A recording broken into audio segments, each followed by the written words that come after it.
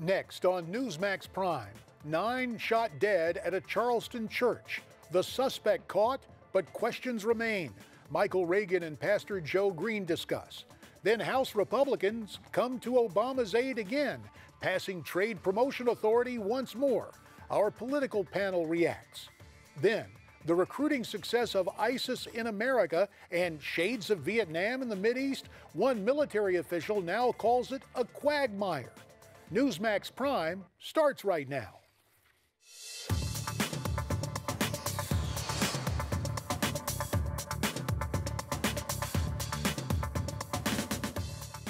Good evening and welcome to Newsmax Prime. I'm J.D. Hayworth. Of prime interest, the 21-year-old gunman who allegedly killed 9 people at a historically black church in Charleston, South Carolina, is in custody tonight.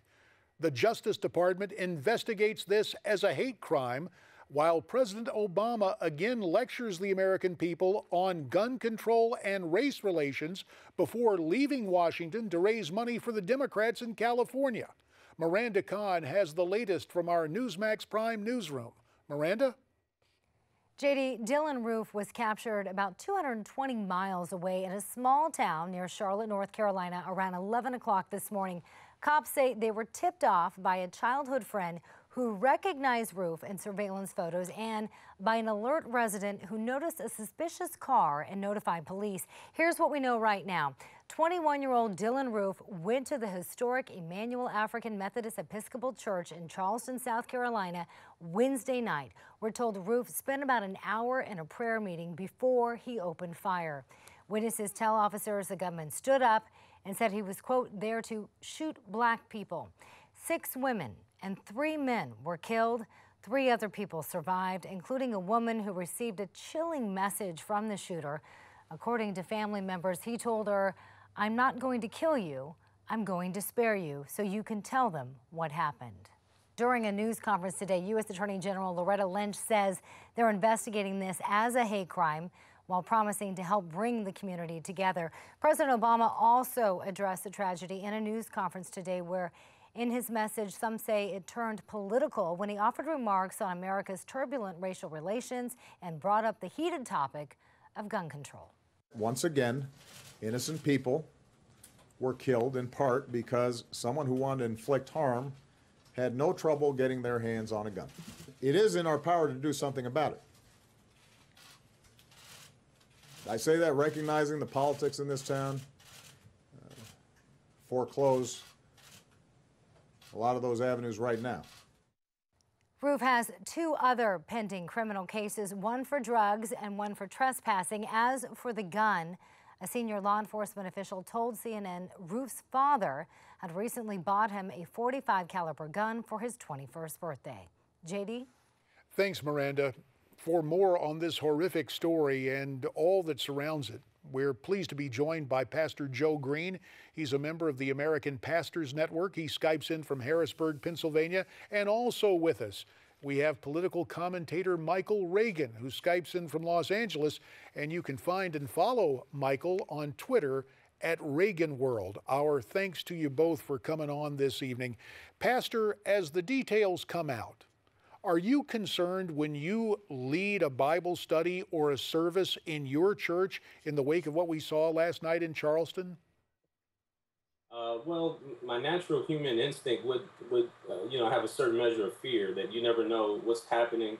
I mean, you open your doors and you want to invite anybody in the public, especially those who are downtrodden, to come in and be a part of that. So yeah, our human instinct would say that a little bit of fear may creep in and a little bit unsurety, and you kind of wonder which direction you should go. Ultimately, we of course can't allow that fear to shape us or mold our behaviors, but yeah, definitely it has to be there. Michael, we were taking a look while the pastor was speaking. We saw the picture of the suspect, and he was wearing a jacket with the flag of Rhodesia and the flag of South Africa during the time of apartheid. And our viewers are seeing it again right now. Obviously, it appears to me this suspect had severe mental problems, but you do have the aspect of race coming into this case, do you not? Well, in this case with this person, yes, you have the aspect of race there that's in it. You know, I was thinking today as I knew we were going to do this show, I was thinking really all morning and all afternoon. Thought to myself, you know, I remember America when you could go to school without being fearful, go to church without being fearful, get on a plane without being fearful. And all of a sudden, now in the arena we live in today in America, people are fearful of doing those kinds of things. And that's sad. And I don't think it's about gun control and all these other issues. It's about the soul of America, the soul of her people. There's always going to be people who are not going to like certain groups of people based on race, ethnicity, and all those things. Those things are always going to be there. But we have to start healing the soul of America. Until we do that, we're going to find out or hear about more of these instances happening, and that's what's sad. Now, Michael, you just said right there as part of your answer, it's not about gun control, and yet the president stood up today in the White House briefing room and brought it back to gun control. Did he try to politicize the situation, in your opinion? Yeah, I think he has. I remember the day my father was shot very well. I remember Mike Ludi, who was the agent in charge of my detail. And I asked Michael, I said, Michael, how in the world does this happen with all these Secret Service agents around my father, all this protection around him? How does somebody like Hinckley get through it to shoot my father?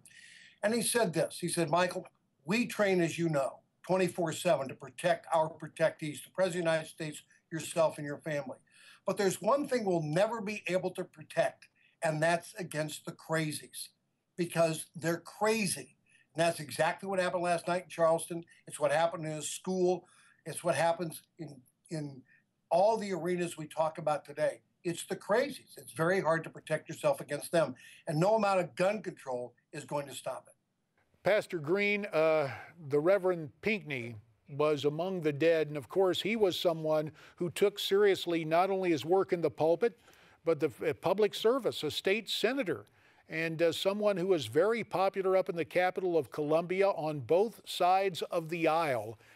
And when you see a man of God and believers in a church service, in a Bible study where we understand the suspect came in and sat beside the pastor and went through an hour of Bible study before opening fire.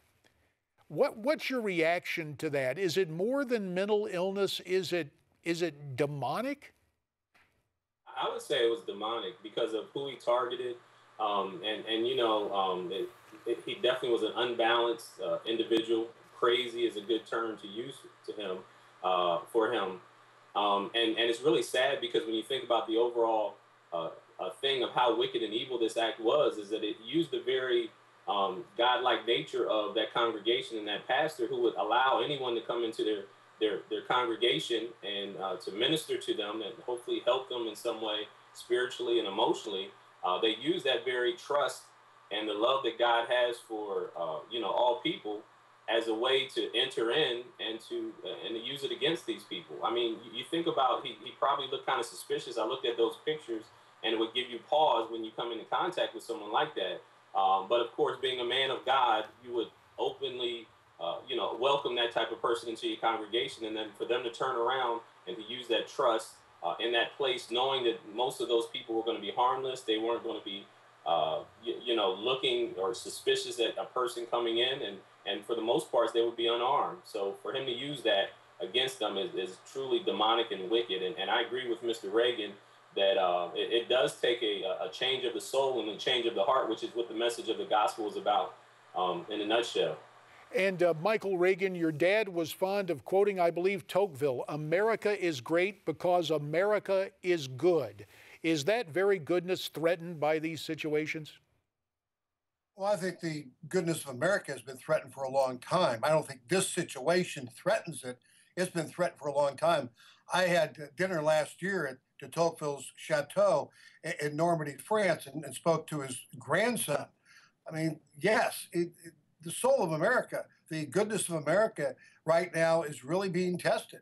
And we have to learn to. And one of those tests, Michael, sorry we're out of time, but one of the tests will come, will this end up being a political football? It's something we'll keep our eye on. To Michael Reagan and Pastor Joe Green, you have our thanks.